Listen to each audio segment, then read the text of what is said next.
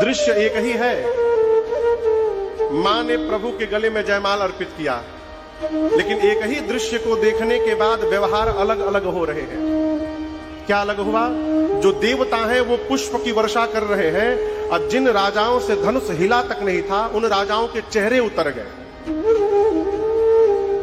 इसी भाव का एक दोहा है, याद है कहां पर है? अरण्य कांड का पहला दोहा।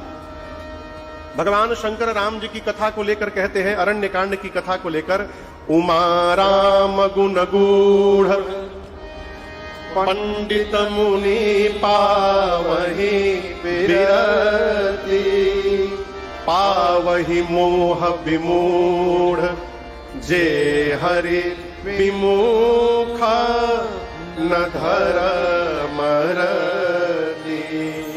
भगवान शंकर कहते हैं कि उमा, ये राम जी की जो कथा है ये गूढ़ कथा है। कैसी कथा है? गूढ़। बोलिए, गूढ़। गूढ़ बुझाता ना? रहस्यमयी कथा है। पंडित मुनि पावहि विरति, जो विद्वत जन है, जो बुद्धिमान है, जो भगत है, इस कथा को सुनने के बाद विरति प्राप्त कर लेंगे। विरति यानी वैराग्य नहीं। हाँ, विरति ऐसे सामान्य भाषा में वैराग्य को कहते हैं। पंडित मुनि पावहि विरति, विरति यानी वैराग्य नहीं, विशेष रति प्राप्त हो जाना, ये विरति है।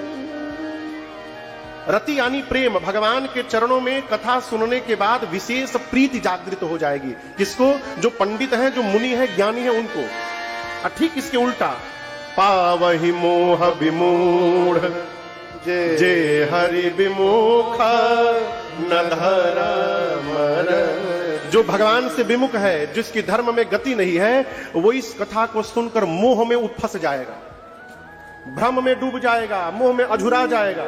और जो ज्ञानी है, बुद्धिमान है, उसको भगवान में प्रेम जागृत हो जाएगा। कथा वही है, अज्ञानी को फंसा देती है, अज्ञानी को प्रीत दिला करके पार लगा देती है। वही एक कथा। उसी प्रकार राम जी के गले में जयमाल देखने के बाद देवता तो पुष्प की वर्षा करते हैं, लेकिन जिन जिन राजाओं ने अपने भुजाओं के बल का बखान किया था, अभी जाकर तोड़ देंगे, क्षण मात्र में तोड़ देंगे, और लाख प्रयास करने के बाद तिल मात्र धनुष नहीं हिला, उन सभी राजाओं का चेहरा गिर गया। ये प्रसंग कह रहा है, माई बाप, हमको और आपको सबको अपने भीतर इस बात का दर्शन करना चाहिए कि किसी का अच्छा देखने के बाद हमको कैसा लगता है। आप समझ रहे मेरी बात को? आदमी तो मुंह पे बहुत झूठ बोलता है। बढ़िया बढ़िया सोफा, जैसे सरकार हमारे सोफा पे बैठे है ना, बढ़िया सोफा महंगा खरीद के लाइए। गांव में एक जरुआ आदमी होते, जरुआ, जो सबके बढ़िया देख के जरे, उसको लाकर बिठा करके खाली आप दाम बता दीजिए। 3 लाख का पर्स में मंगैनी है, शाहजहांपुर से, सहारनपुर से, हाँ सहारनपुर से।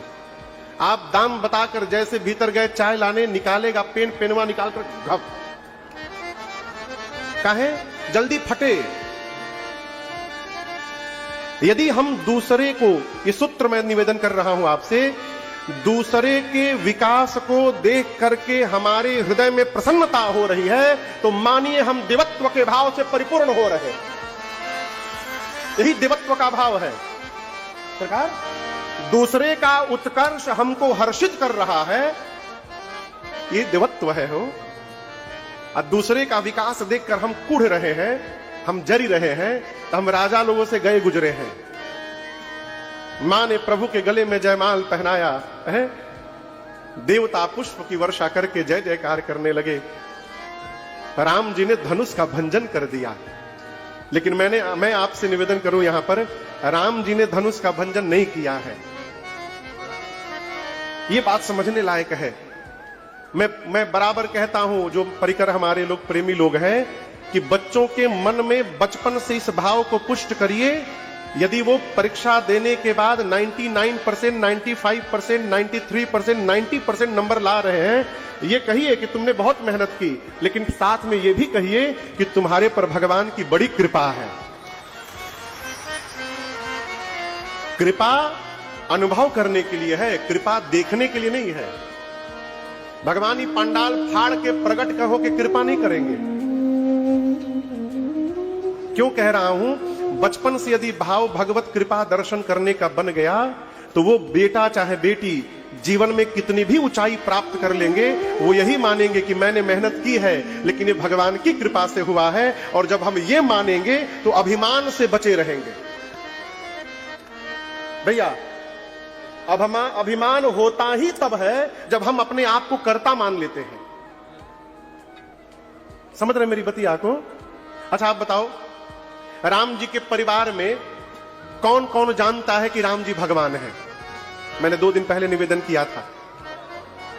गुरुजी, मां कौशल्या और दशरथ जी जानते हैं, लेकिन मानता कौन कौन है? गुरुजी और मां कौशल्या।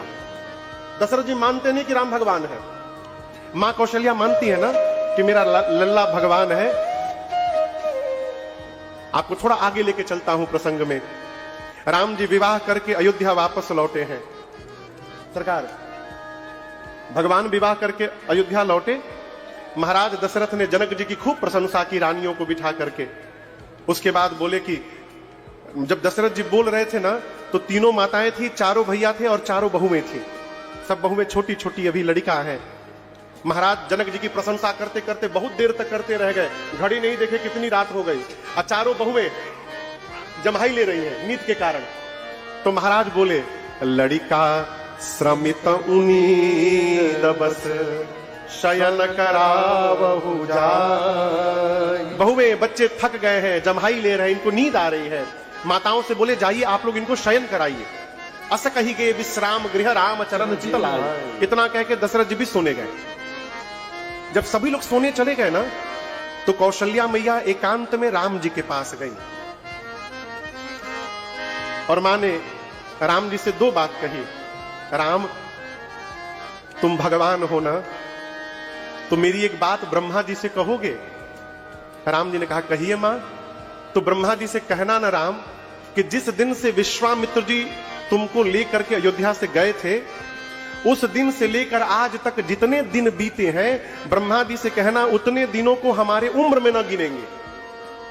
राम जी बोले, ऐसा क्यों? तो कौशल्या मैया बोली, राम, जो दिन तुमको देखे बिना निकल गया वो दिन व्यर्थ हो गया। उस दिन का कोई अर्थ नहीं है जीवन में, इसलिए वो दिन हमारे उम्र में न गिने जाए। सरकार, अब इसके बाद दर्शन करिए। मां जानती है कि राम जी भगवान है।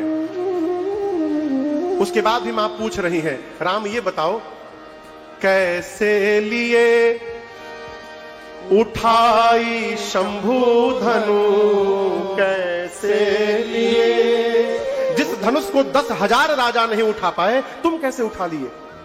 कैसे लिए उठाई शंभु धनु? राम, मां हाथ देख रही हैं।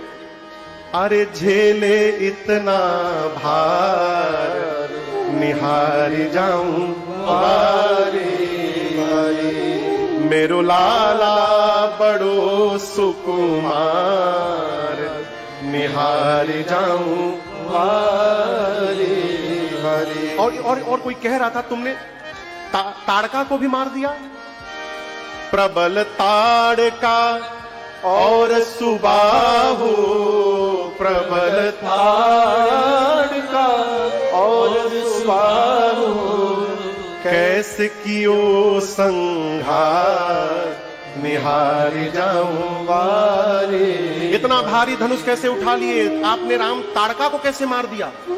जान रही है कि राम जी भगवान है, इनके लिए कुछ भी असंभव नहीं। उसके बाद पूछ रही है, तुमने सुबाहु को कैसे मार दिया? राम जी मौन बैठे हैं। कौशल्या मैया बोली, मैं बताऊं तुमने सब कैसे किया है? राम जी बोले, बताओ मां। तब मां कहती है, जानी परत गुरु कृपा दृष्टि से, जानी परत गुरु कृपा दृष्टि से, हो गयो संकट पार, निहार जाऊं बारी बारी। मेरो लाला बड़ो सुकुमार,